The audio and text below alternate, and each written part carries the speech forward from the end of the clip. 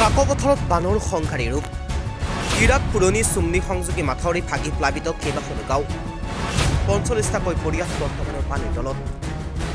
ৰাজ্যত ঠায়ে ঠায়ে বানে লৈছে পুনৰ ভয়ংকৰ ৰূপ কেইবাদিনো নেৰানেপেৰা বৰষুণৰ ফলতে ৰাজ্যত সৃষ্টি হৈছে ভয়ংকৰ বান ইতিমধ্যে ৰাজ্যৰ কেইবাখনো জিলাত বানে সংঘাৰী ৰূপ ধাৰণ কৰিছে কাকপথাৰ ইৰাক পুৰণি চুমনি সংযোগী মাথাউৰি ভাগি প্লাবিত হ'ল কেইবাখনো গাঁও পুৰণি চুমনি গাঁৱৰ ৪৫টাকৈ পৰিয়াল বৰ্তমানে পানীৰ তলত পানীৰ মাজত থকা লোকক উদ্ধাৰ কৰিবলৈ বৰ্তমানে অভিযান অব্যাহত ৰাখিছে SDRF বাহিনীয়ে জিলা প্ৰশাসনৰ লোক উপস্থিত নথকাত ক্ষোভিত হৈ পৰিছে বানৰ কবলত পৰা সাধাৰণ জনতা প্লাবিত অঞ্চলসমূহত পৰ্যাপ্ত ব্যৱস্থা গ্ৰহণৰ দাবী মৰাণ ছাত্ৰ সন্থাৰ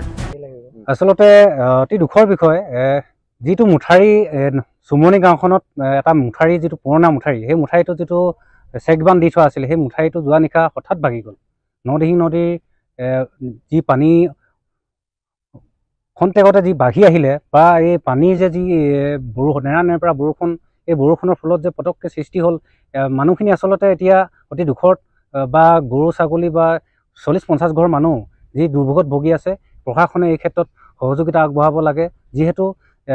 কেৱল এই চুমনি গাঁওখনেই নহয় মজবাৰী থেপাবাৰী সেইটো ছাইটো বা ঠিক তেনেদৰে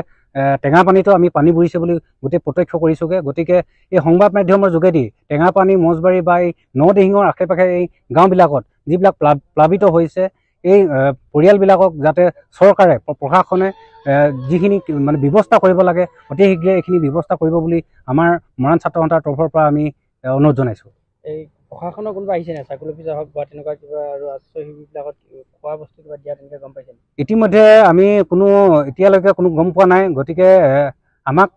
জনাইছে যদিও এতিয়ালৈকে অহা নাই গতিকে অতি শীঘ্ৰে যাতে প্ৰশাসনৰ তৰফৰ পৰা এই যিখিনি প্লাবিত দুৰ্ভোগ ভুগি আছে এই ৰাইজক যাতে সকাহ দিয়ে নাৱৰ ব্যৱস্থা কৰে তাৰ কোনো মেডিকেলৰ ব্যৱস্থা কৰে মানে জীৱ জন্তু পোহনীয়া জীৱ জন্তুবিলাকৰ খাদ্যৰ ব্যৱস্থা কৰে ঠিক তেনেধৰণে মানুহ ৰাইজৰ খাদ্যৰ ব্যৱস্থা কৰে তাৰ কাৰণে প্ৰশাসনক আমি আহ্বান জনাইছোঁ আমাৰ ইয়াৰ প্ৰায় ৪৫ ঘৰৰ মানুহ ক্ষতি হৈছে আৰু তেনেকৈ দুটা জেগাত সৰু মিনি মাথাউৰি বুলি কয় দুটা মাজৰ মানে ইফালে মাথাউৰি নদীৰ কাষত এটা প্ৰটেকশ্যন দিছিলে সেই ৪৫ ঘৰৰ প্ৰটেকশ্যনৰ কাৰণে দিছিলে সেই প্ৰটেকশ্যনৰ বান্ধটো দুটা জেগাত এতিয়া ছিগিবলৈ ল'লে এতিয়া সেই পানী মানে গোটেই পানীৰে মানে গোটেই ভৰপূৰ হৈ আছে এইবিলাক মানুহৰ খেতি পথাৰ এইটো কঠীয়া এইবিলাক পাৰি থৈছিলে এইবিলাক সকলো নষ্ট হৈ গৈছে গতিকে চৰকাৰৰ ফালৰ পৰা কিবা এটা যদি সহায় সহযোগ কৰে তেতিয়াহ'লে এইটো আমাৰ ৰাইজৰ ফালৰ পৰা মানে বেছি ভাল হ'ব বুলি আশা কৰিছোঁ আৰু ইয়াতে এটা কথা মানে এতিয়াও ক'বলৈ নোৱাৰি যে ইমান পানী বাঢ়ি আছে বাঢ়ি থকাৰ পাছত যদি আৰু এনেকুৱা এটা দুৰ্ঘটনা হৈ যায় তেতিয়াহ'লেতো বহুত ডাঙৰেই বিপদ হ'ব আৰু বেমাৰী মানুহবিলাক তেতিয়া সিপাৰৰ পৰা আহি ইফালে মানে আমাৰ এই